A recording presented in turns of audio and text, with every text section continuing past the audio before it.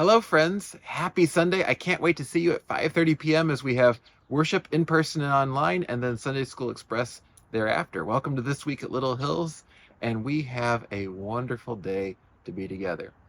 As we think about tonight, we are going to be looking at question 26 in the New City Catechism during Sunday School Express, and I just want us to be thinking about Romans 8 as we prepare to do that.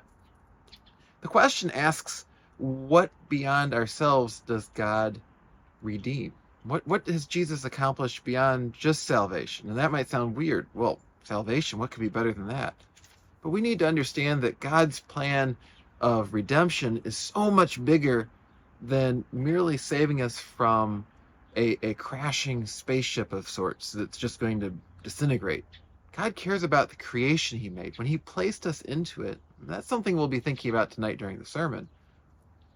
He placed it someplace good, and he intends to fix that. Listen to what Paul says, starting in verse 18 of Romans 8. He says, I consider that our present sufferings are not worth comparing with the glory that will be revealed in us. The creation waits in eager expectation for the sons of God to be revealed.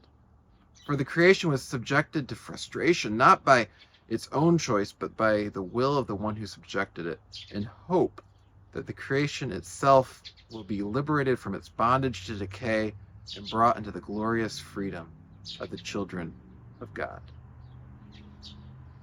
We know, verse 22, this is so crucial to understanding what's going on. We know that the whole creation has been groaning as in the pains of childbirth right up to the present time. Not only so, but we ourselves, who have the first fruits of the Spirit, groan inwardly as we await eagerly for adoption as sons, the redemption of our bodies.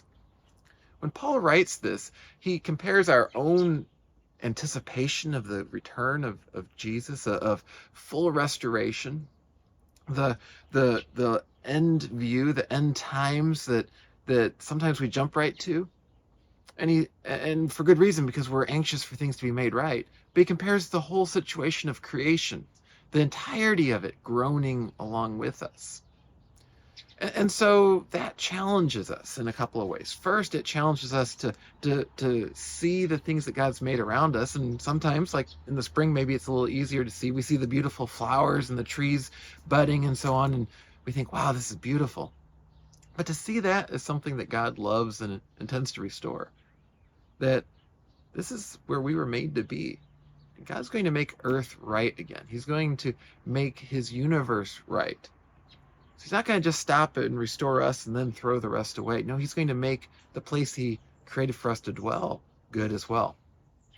And I think that also challenges us. Tonight in the sermon, we're going to be thinking about our cry out for daily bread in the Lord's Prayer and how God provides for us in this moment. And I think that challenges us too as we go about our day to see this world that we're in and the people in it, and to see that God cares about daily needs. And as this creation groans, we help each other to work through that.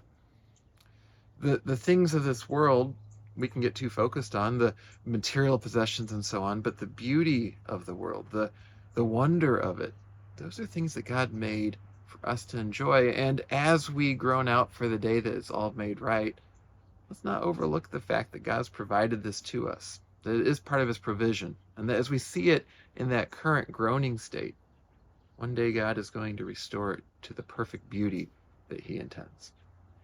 I hope this is an encouragement to you, and I hope that you'll come and you'll join us again in person or online tonight as we continue to explore how God is working and how God is restoring.